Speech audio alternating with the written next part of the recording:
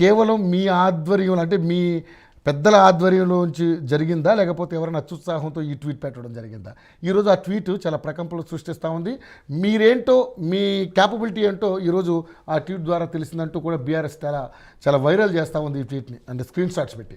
ఏంటి దీనికి ఏ సమాధానం చెప్తారు? అంటే ముఖ్యంగా మేము ఏమంటున్నామంటే, ఈ సోషల్ మీడియాలో ఏదైతే ట్వీట్ని దీన్ని పరిగణలోకి తీసుకొని ఇది ప్రజాభిప్రాయంగా వీళ్ళు చేసుకొని ఇలా అధినాయకత్వం కూడా మాట్లాడడము అంటే నిజంగా ఒక 10 ఏళ్ళు పరిపాలించి 14 ఏళ్ళు ఉద్యమం చేసి ఇదేనా మనం నేర్చుకున్నది?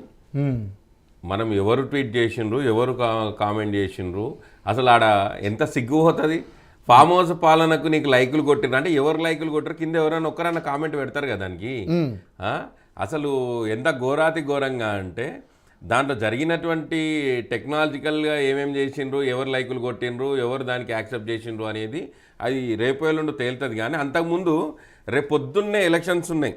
ఆల్రెడీ నోటిఫికేషన్ రిలీజ్ అయింది. టీచర్ ఎమ్మెల్సీస్కి 2, గ్రాడ్యుయేట్ ఎమ్మెల్సీస్కి 1. మీరు ఇప్పుడు నేనేమంటున్నా, పాలన మీద మేము తేలికేం తీసుకోవట్లేదు.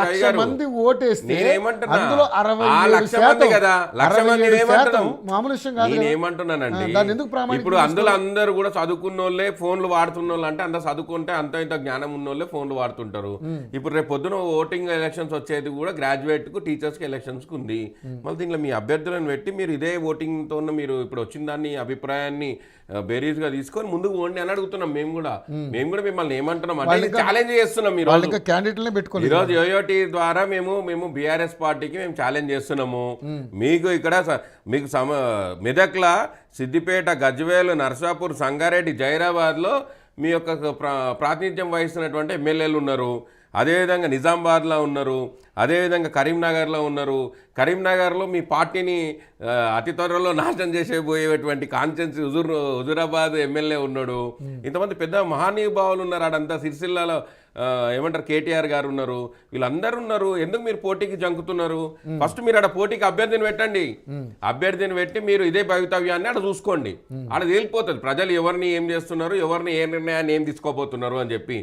ఏదో పెట్టకపోవడమే అది కేసీఆర్ భయంతో పెట్టట్లేదు. కేసీఆర్ గారికి భయం అనో ఇదేనా అంటలేను. టెక్నికల్ గా జరిగిన దాన్ని తీసుకొని పోయి పాపం ఆ పెద్ద మనిషిని పెట్టిన రుబ్బి ఆ పెద్ద మనిషికి ఉన్నటువంటి విలువని కూడా వీళ్ళు తగ్గించేటువంటి ప్రక్రియని తీసుకొని వచ్చి ఇవన్నీ టెక్నాలజీస్ని ఉపయోగించుకొని నెత్తి ఖరాబ్ చేసుకునే పనులు చేసుకుంటున్నారు ఆల్రెడీ బీఆర్ఎస్. ఏమంటున్నా పోస్ట్ పెట్టిండొచ్చు, ఆ పెట్టిన పోస్ట్ని ఎవరు ఆపరేట్ చేసిండ్రు, ఎవరు దాన్ని హైజాక్ చేసిండ్రు అన్ని దాంతో పోస్ట్ అధికారికంగా జరిగింది. దాంట్లో మిస్టేక్స్ జరిగింది దాని గురించి కూడా తెలుసు. అయితే దాంట్లో మీరు కనీసం ఒక 2 సంవత్సరాలను కంప్లీట్ అవ్వకుండా ఎందుకంత తొందరపాటు, మీకు అంత తొందరపాటు ఎందుకు వచ్చింది? దాంట్లో ఒక టెక్నికల్ గా ఏదో జరిగింది. దాని జరిగిన దానికి కూడా పాలనకి అని అన్నప్పుడు రవి గారు వాస్తవం మాట్లాడుకుందాం. ఆల్రెడీ మీకు తెలుసు ప్రజల నుంచి ఎటువంటి రెస్పాన్స్ వస్తుందనేది మీకు తెలుసు. ఎందుకంటే మొన్న గ్రామ సభలు చూసాం, అంతకుముందు ప్రజాపాలన చూసాం, అనేక రకాలైనటువంటి ఈ 14 నెలల్లో మీ మీద వచ్చినటువంటి ఎలిగేషన్స్ అన్నీ చూసాం. ఒక రకంగా సరే ప్రతిపక్షంలో ఉంది బీఆర్ఎస్ మా మీద కావాలని బురద జల్లుతుందని మీరు అనొచ్చు, నేను కాదంటలేదు. ప్రజల గ్రౌండ్ రియాలిటీని కూడా చూడాలి కదా. ఏమంటున్నా, మీరు సోషల్ మీడియానే ప్రామాణికంగా తీసుకున్నారా? మీకు సోషల్ మీడియా ప్రామాణికంతో బీఆర్ఎస్ పార్టీ సోషల్ మీడియా ఎంత స్ట్రాంగ్ ఉందో మీకు తెలుసు. నేనండి నేను కూడా ఆ సోషల్ మీడియాలో పనిచేసి వచ్చినోడిని. బీఆర్ఎస్ సోషల్ మీడియా ప్రామాణికాన్ని తీసుకొని పోతే హుజూరాబాద్ ఎమ్మెల్యేని ప్రామాణికాన్ని తీసుకుంటే ఎట్లుంటుందో అట్లుంటుంది. కాబట్టి నేనేమంటున్నా అంటే మీరు ఈ ప్రామాణికాలు తీసుకొని దీన్నే ప్రజాభిప్రాయం అనుకొని మీరు డిసైడ్ అయ్యి మీరు పోతే మీకే ప్రాబ్లం అవుతుంది, మీరే మునిగిపోతారు గంగలా అని చెప్పేసి మేము చెప్తున్నాం. మేము ఏమంటున్నాం అంటే దీన్ని పట్టుకొని దీన్ని హంగామా చేయడము ఏదో జరిగిపోయిందని అంటే వీళ్ళు ఏది పూర్తిగా వినరు, పూర్తిగా ఆలోచన చేయరు. సిగ్గుచేటు ఫామ్ హౌస్ పాలన అని అంటే మీ అసలు సిగ్గు ఉందా ఎంతనన్నా? ఫామ్ హౌస్ పాలనకు వచ్చింది అని అంటే దాన్ని ఆహా ఓహో మేమే వీరులం సూరులం అని చెప్పుకుంటున్నారు. అసలు తిట్టుకుంటున్నారు పబ్లిక్ దాని గురించి. అక్కడ బాగుందా బాగోలేదా అనే దాని మీదనే వచ్చింది ఆ ట్వీట్. నేను అదే అంటున్నా. నేను కూడా దానికి చెప్తున్నా. నేను వీళ్ళకి కూడా బీఆర్ఎస్ పార్టీకి కూడా నేను అదే చెప్తున్నా. బీఆర్ఎస్ పార్టీ దాన్ని ప్రామాణికం చేసుకోవాలనుకుంటే రేపు గ్రాడ్యుయేట్స్ ఉన్నారు, గ్రాడ్యుయేట్ ఓట్లలో మీ భవితవ్యం చూపించుకోండి. టీచర్స్ ఉన్నారు, టీచర్స్ ఎలక్షన్లో భవితవ్యం చూపించుకోండి. ఇక్కడ మీ బలమైన నాయకత్వం ఉన్నటువంటి నియోజకవర్గాలే కదా, ఇక్కడ ఈ ప్రాంతమే కదా. మెదక్, ఖమ్మం, సారీ మెదక్, నిజామాబాద్, కరీంనగర్, ఆదిలాబాద్ జిల్లాల్లోనే ఇప్పుడు ఎన్నికలు ఉన్నాయి. ఇటు వరంగల్, ఖమ్మం, నల్గొండ జిల్లాల్లో ఉన్నాయి. ఇక్కడంతా మీ బలమైనటువంటి శక్తి ఉంది, మీ బల నిరూపణ ఉంది, మీకు బలమైనటువంటి క్యాడర్ ఉంది. మీ క్యాడర్ అందరు కూడా సమ్మిళితులు అయ్యి గ్రాడ్యుయేట్లు ఇదే ఇక్కడ ఓటేసిన వాళ్ళనే అక్కడ మీరు చైతన్య పరిచయం చేయించుకోవచ్చు కదా మీరు.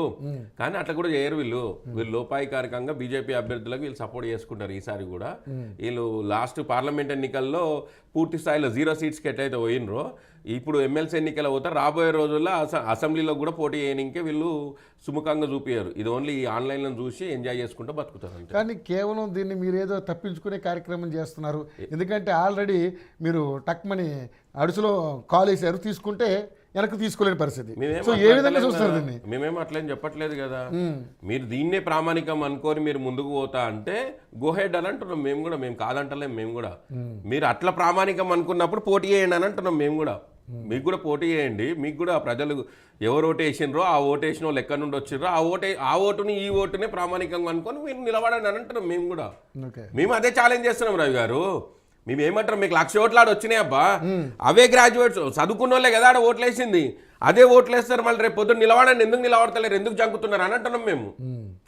ఎందుకు పార్లమెంట్ ఎన్నికల్లో మళ్ళీ వాళ్ళు ఇప్పుడు వేసిన వాళ్ళే అప్పుడు ఎందుకు వేయలేకపోయారు మీకు ఓట్లు? ఎందుకు మీకు డిపాజిట్లు రాలేదు మీకు? అప్పుడు పరిస్థితులు వేరు కదా. ఎప్పుడు పరిస్థితి అండి?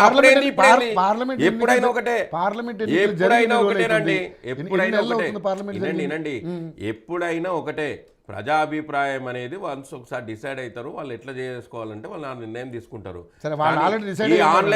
ఈ ఆన్లైన్ సిస్టాన్ని దీన్నే ఇదే కరెక్ట్, ఆన్లైన్లో వచ్చింది అని అంటే ఆన్లైన్లో ఎవరికి వాళ్ళు పోల్ పెట్టుకొని అది చేసుకోవాలంటే కూడా చేసుకోవచ్చు. అట్లా కూడా ఒక సర్వీస్ ఉంది.